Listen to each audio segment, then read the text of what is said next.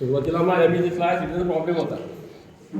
Hyper acidity दररोज गोळ्या खात होतो. आमचे मिळून एक दगडू पाटील निंबूडचे त्यांच्याकडून मी 2 प्रॉडक्ट घेतले होते.